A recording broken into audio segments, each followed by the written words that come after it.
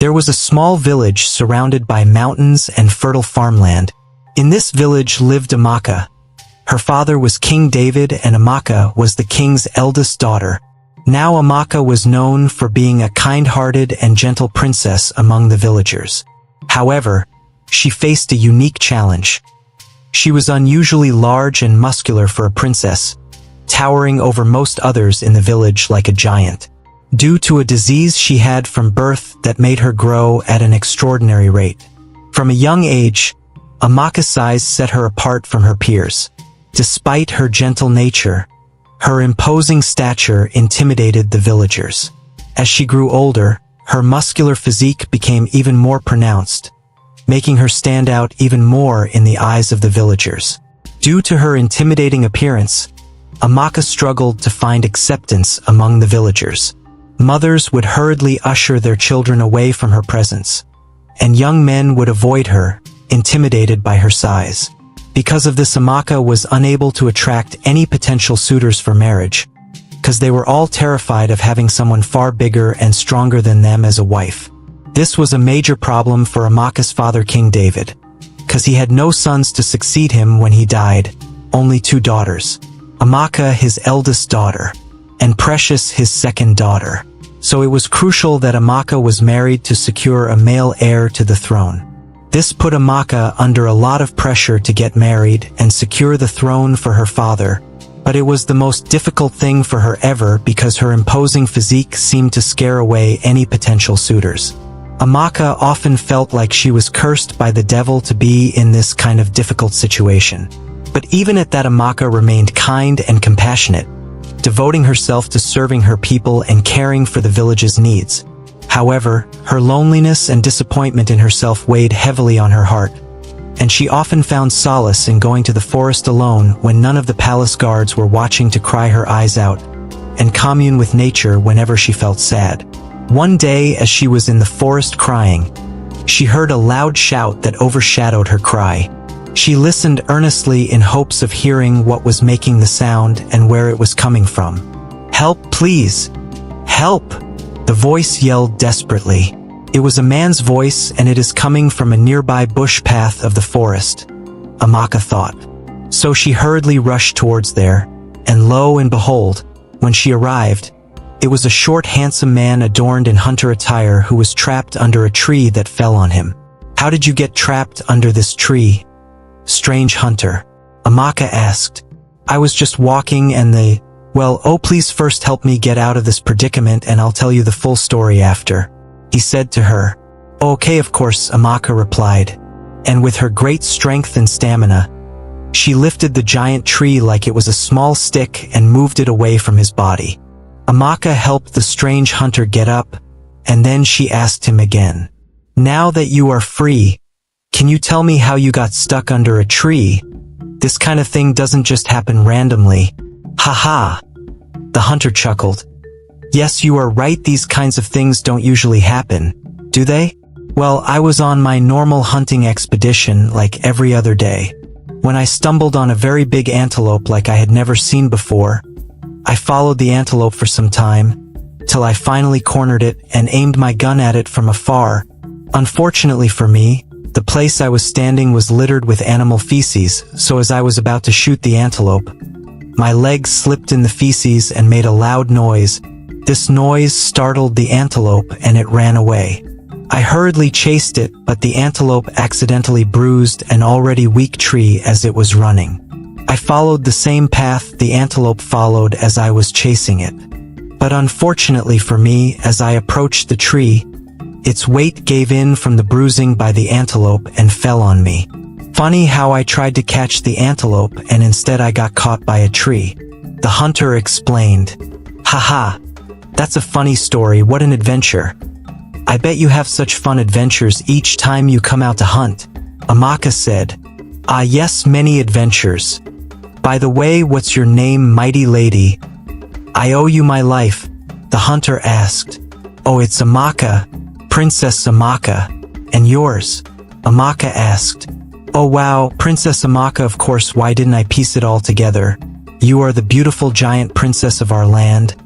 I knew something felt familiar when I saw you. Your Highness, My name is Dyke, son of Nwake and grandson of Dimpa, the greatest chief priest our land has ever known. Dyke replied, Well, Dyke, how dare you call me a beautiful giant? Are you trying to mock me or what? Amaka responded, No, Amaka, I meant that in a good way. I just stated what I observed. I noticed you're a giant as compared to other people in our village, but also I think you're beautiful, Dyke said sincerely to Amaka.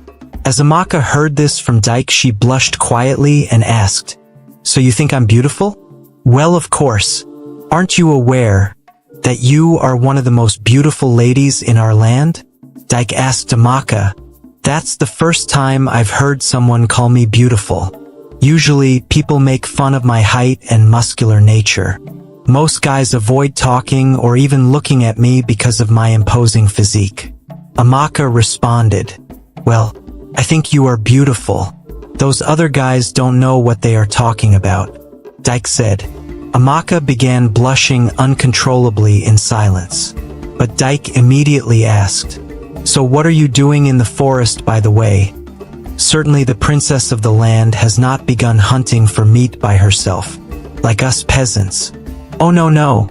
I usually come here alone to have some alone time and commune with nature.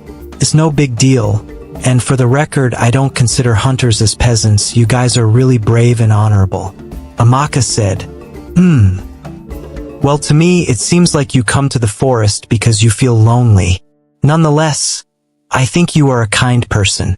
Dyke replied, You are right, Dyke. I usually come here through the secret bush part of the village alone so that no one would see me on the road.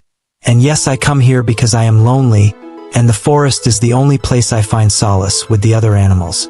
After all, am I not a beast? Amaka said to Dyke. Dyke immediately replied to her, No.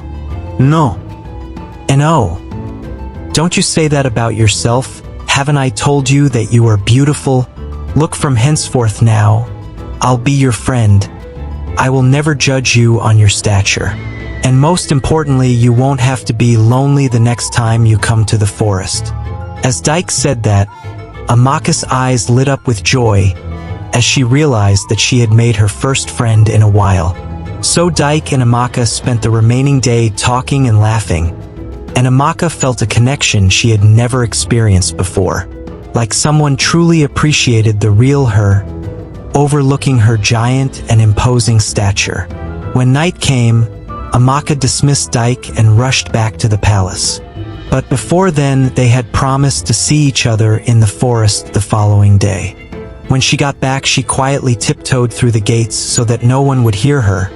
But when she got to her room, she found her sister Precious sitting on her bed. Now Precious was Amaka's wicked sister, who was far more beautiful than Amaka, attracting all the suitors and flaunting several boyfriends at a time. Not only that, she made it a habit to always rub her adventures with men in Amaka's face, to put down her big sister, cause she felt she was superior to Amaka. When Precious saw Amaka sneaking back into her room, she startled her with a monologue. Well, hello, sister. How was your day? You seem to have had another mischievous day running around the kingdom. Don't you know you are disgracing our family when you go out and spend time in the forest? What if someone were to see you? A whole princess behaving like an uncultured swine. I mean, it's bad enough that you look like a beast, but at least don't act like one. And let's not get started with how you made Daddy so worried. You better go and tell him you are back and apologize for running away, Precious said. Amaka then replied, Wait. So it seems like you have been keeping an eye on me for some time now. I am unhappy with the way you referred to me as a beast. I have warned you before not to call me that. I would also like to know how you found out that I used to go to the forest and how Daddy came to know about it. Precious replied her, Oh, please, those guards you think are helping you cover up your secrets aren't hard to get information from, especially when you threaten their lives. And why won't I expose you to Daddy? You are disgracing the family's name. I think it's only fair the king knows that the reason his subjects are losing respect for him is because his beast of a daughter is running around the village like a fool. Precious. How many times did I call you? I've warned you several times to stop calling me that. Amaka said to her. "Oh, you mean beast? Oh, I'm sorry, I keep forgetting. You better go and report yourself to Daddy, though.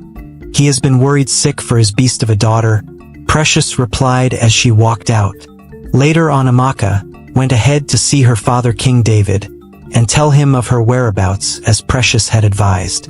As Amaka walked towards the king quarters, she was stricken with fear.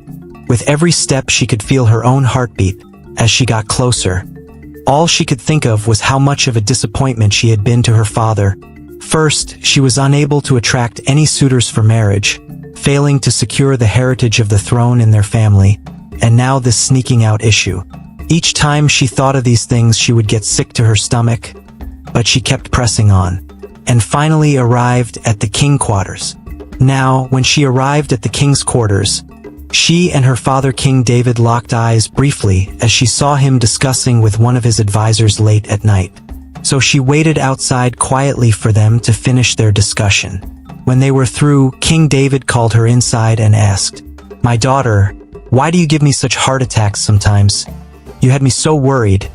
Why have you been sneaking out to the forest during the day? Don't you know you are a princess, for crying out loud?" King David said, "Father, my apologies if I let you down. But yes, I have been sneaking out and gone to the forest for quite some time now. I know it's not proper. But Father, the forest is the only place I feel normal and have peace of mind. Because every hour I spend here in the royal palace, I am constantly reminded of how much of a disgrace I am to you, our family, and our kingdom. So Father, I know that you are angry at me, but please understand." Amaka responded, "I'm not angry at you, my daughter." King David immediately replied, "I'm just worried about you. I have no problem with you exploring any part of our vast kingdom. By the way, you will be the one to inherit it once I'm gone. I just don't like the idea of going about unprotected, and worst of all, without informing me, the king. You know you are royalty, and most especially my very beloved daughter. Oh, please, Daddy, forgive me. I'm sorry, but please don't stop me from going to the forest. Today I made my first friend in a while, and I plan to go back tomorrow to see him again." "Him? Who is this man friend of yours, Amaka?" King David responded, "Oh, his name is Dyke, son of Nwake and grandson of Dimpba, the greatest chief priest our village has ever known. And he is a noble hunter in our village." Amaka replied, "A hunter, you say? And he is the son of Dimpba, the legendary chief priest. Wow! I'm happy for you, Amaka. It's been ages since you brought a friend. Okay, you have my blessing to go see your friend Dyke tomorrow, but you must take at least one of the palace guards for your safety. Okay?" The king said. Immediately Amaka's eyes lit up with overwhelming joy. "Oh, thank you, Daddy. Don't worry, I'll always take a palace guard from henceforth anytime I'm going to the forest. You won't have to worry about my safety anymore," Amaka said. "Okay, my daughter, there is no problem. Be careful with your new friend, though. I hope he is not dangerous." The king said, "No, Daddy, he is not, I promise. Good night, Daddy, thank you again." Amaka replied to him as she walked out of his quarters filled with joy. Now Precious, her sister, had been listening in on their conversation, and she was unhappy with how things went between Amaka and their father. So as she heard Amaka coming out, she snuck away, back into her room. The following day, Amaka took a palace guard as she promised her father and went to the forest to see Dyke. When they arrived, Dyke was a bit shocked that she brought a palace guard. So he asked her if it was because she thought that he was dangerous, and she felt unsafe with him. No, certainly it's not that," Amaka replied. "It's just that my father found out that I had been coming to the forest without security, and he advised me to go with one this time because I'm royalty. I'm certainly not scared of you, Dyke." When Dyke heard this, his heart cooled down, and they spent the remaining day talking, gisting, and hunting animals together. It turned out that Amaka was naturally gifted in hunting just like Dyke, and they shared similar hobbies, dreams, and values as well. As time went on, Amaka and Dyke kept seeing each other on a daily basis, with each interaction they had being better than the last. This, their newfound friendship, dramatically improved Amaka's mental well-being. Amaka, who was once sad and severely depressed, was now always filled with joy and hopefulness, as she always came back from her trips to the forest happy and refreshed. Everyone in the palace noticed the improvement in Amaka's mood and was happy with it, especially King David. But there was one person in the palace who hated Amaka's newfound joy and hopefulness with passion. Her sister, Precious. Precious always enjoyed when Amaka was sad and lonely because it guaranteed that her ultimate goal would be achieved. You see, since Precious and Amaka were little, she was always jealous of how their parents showered Amaka with extra love and care because of her condition. And from a young age, she has always envied Amaka's birthright of becoming the next ruler of their land when she married.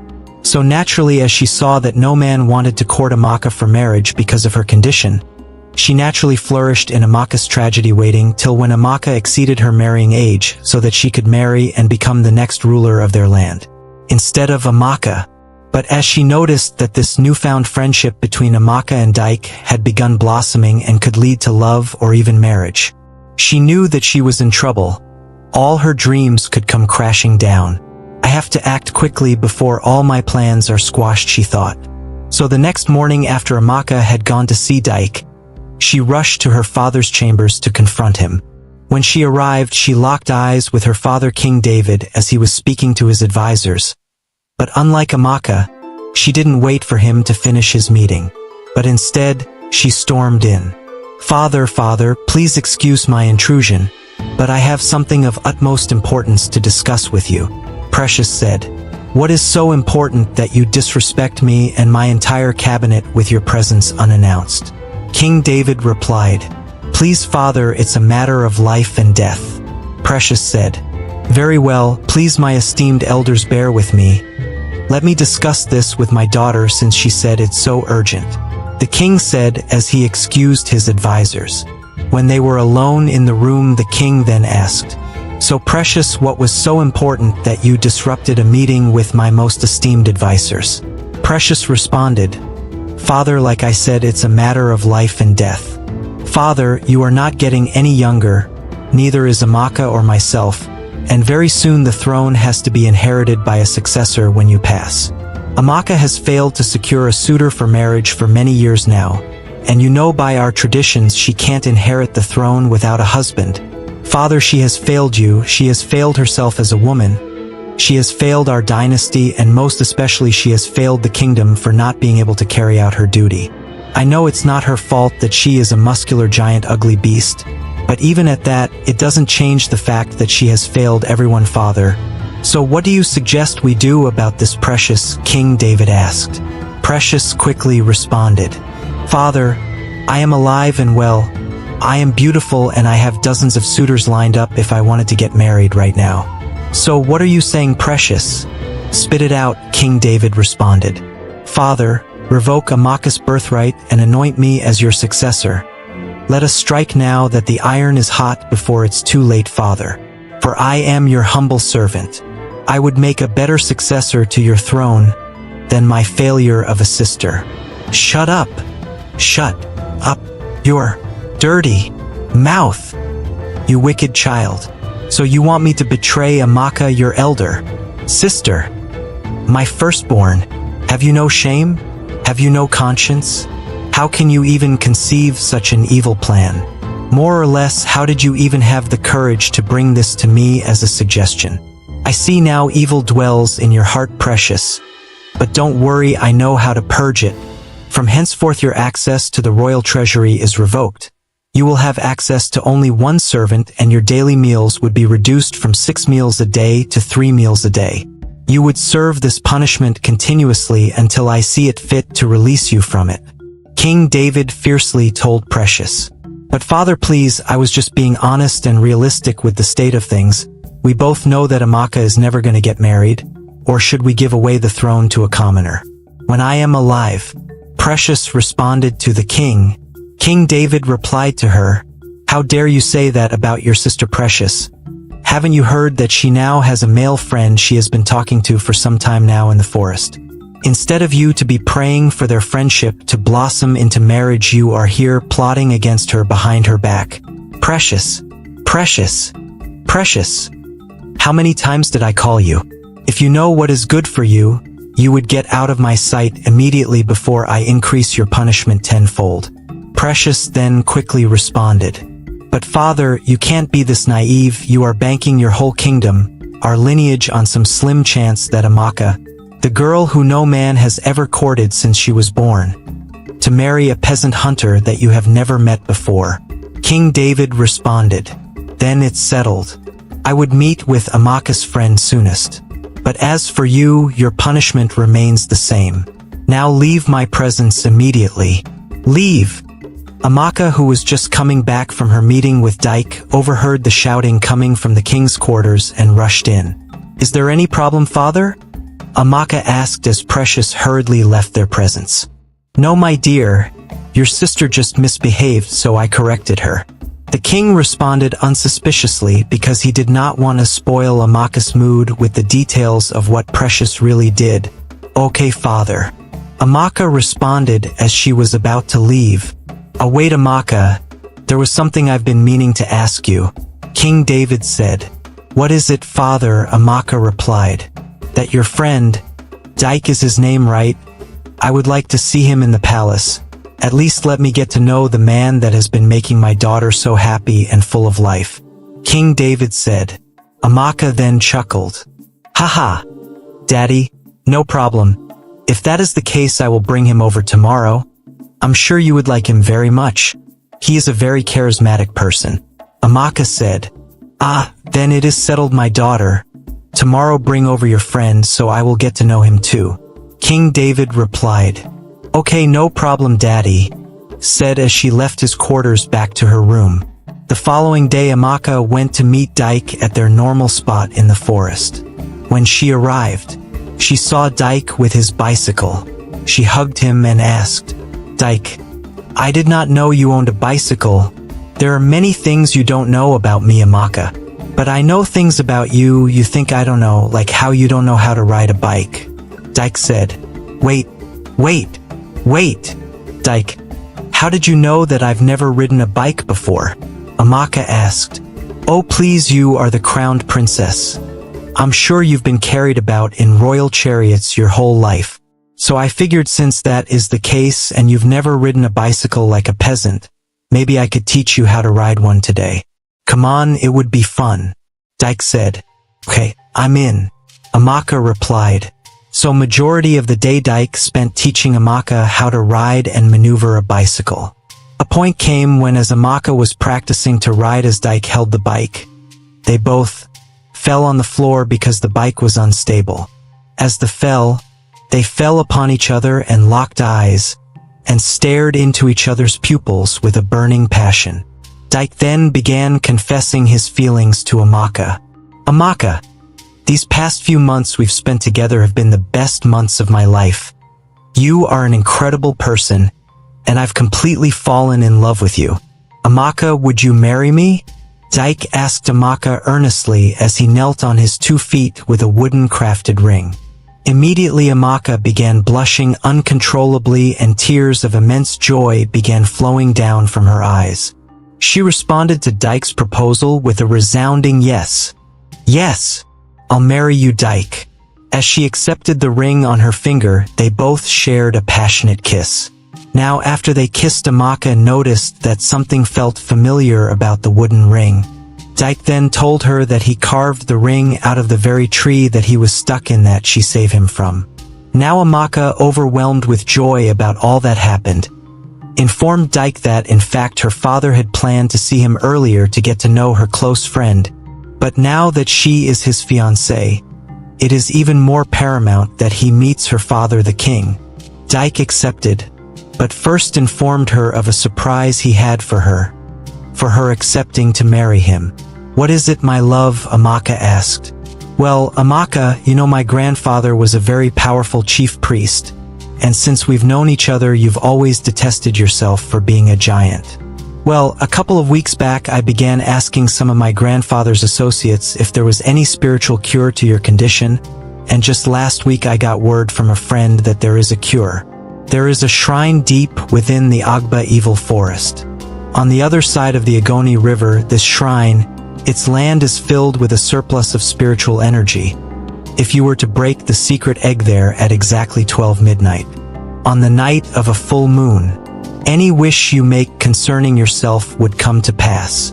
So in theory, if you were to stand in that shrine, break the spiritual egg and make a wish that you stop being so muscular and being a giant, that wish will most certainly come true. Dyke narrated to Amaka. Amaka immediately hugged him in utter excitement. "Oh my God, Dyke, this is amazing news. This would please my father very much to hear along with our engagement." Amaka said to Dyke, "Yes, my love. So what are we waiting for? Let's go see your father." Dyke responded to Amaka, so they left the forest with the guard that followed them. But this time they didn't follow the secret bush path. Instead, they walked majestically through the village's public road as they held hands in love. The villagers who saw them were in awe of how such a handsome man, average in height, would be holding hands with such a beastly-looking princess. People's faces turned to each other as they gossiped desperately and loudly about the couple walking on the road. Some were genuinely surprised by what they were seeing, while others, especially the kids, just wanted to make fun of them. With some shouting, "Look! Look! Look! At our Gant princess and that man! Is this Beauty and the Beast? But this time around the man is the beautiful 1-inch haha." As they laughed at them. At first, Amaka felt a little downcast from the villagers' reactions, but as she looked into Dyke's eyes, she was overshadowed by a great calm, knowing fully well that the one person's opinion truly mattered to her, and that person was the love of her life. And his opinion of her was that she was beautiful and kind. They both kept walking majestically till they reached the palace. When they arrived, Precious could see them coming from the palace gates, so she hid herself in the palace corridors waiting to see if they would go to the king's chambers. Amaka and Dyke would both enter the king's chambers in the palace, with the escort of some guards, as Precious hid behind the door to eavesdrop on their meeting. When they were in the presence of the king, they both knelt down to His Majesty, King David, and greeted him earnestly. King David would tell them to rise and sit down on one of the chairs. Then King David began speaking. "Amaka, my daughter, well done. You have finally brought to my presence the man friend that has been making you happy all this while." Amaka replied, "Yes, oh, Daddy, at long last you and him finally meet. Daddy, this is Dyke the hunter, the most kind and noble man in our village. But Daddy, he is no longer my friend, oh." King David then asked, "Amaka, what do you mean? You told me that he was your closest friend."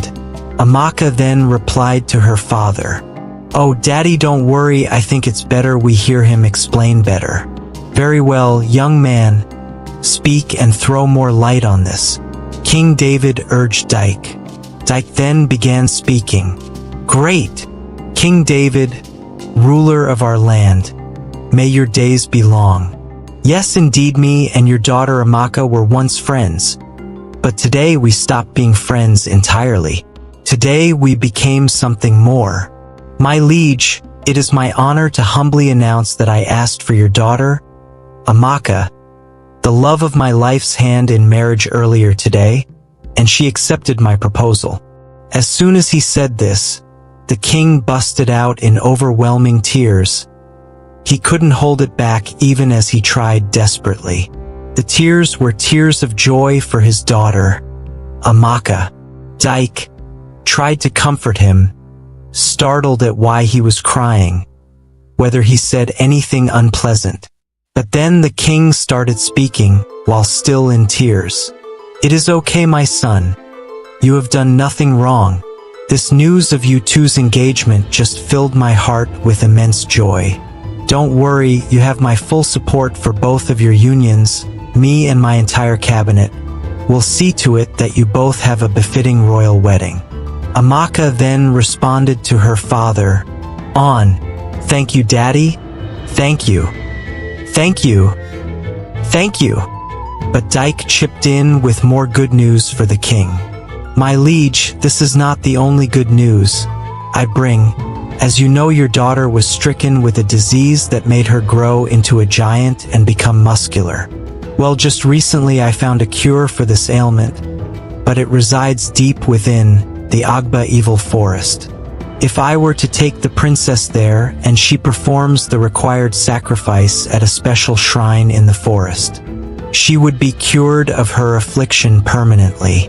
The king then responded to Dyke, "This cure you speak of, are you sure of its efficacy?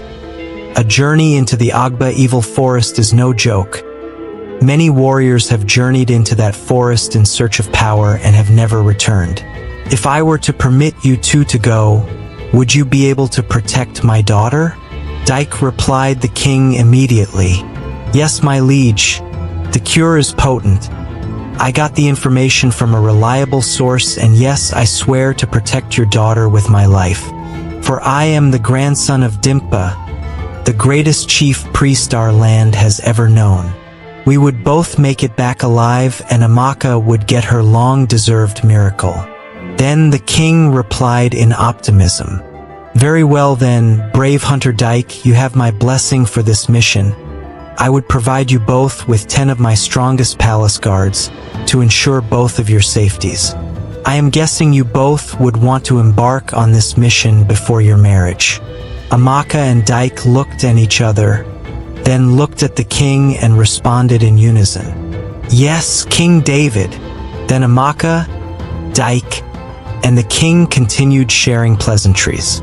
As Precious, who had been listening in on the whole conversation, was struck with a great sadness. Her throat began to itch, her eyes began turning red, and she was nearly driven to tears. "Amaka, my sister, has found a suitor, and worst of all, they have found a cure to her condition. All my plans and dreams of becoming the next ruler of our kingdom are ruined." So she thought, "But no, Precious, get a grip, you can still do something to secure your future. But you have to act fast," she said to herself. While she was still talking, Amaka and Dyke walked out of the king's quarters and passed where she was standing in the corridor. Dyke, being a gentleman, greeted her, but she ignored him and sighed, walking out of their presence like they were long-time enemies. This was the first sign that Precious had declared war on their union. But Amaka and Dyke were oblivious to this. The next morning, Precious sneaked out of the palace to visit her friend Elizabeth, whose auntie was one of the dreaded witches of the neighboring kingdom. Precious asked Elizabeth to take her to her auntie, as she was ready to pay any sacrifice to ensure that Amaka and Dyke's union failed. Thank you for watching. If you enjoyed the story and wish to see a part 2, comment part 2 in the comments and subscribe to the channel and turn on notifications so that you'll be the first to be notified when the next episode drops. Have a lovely day.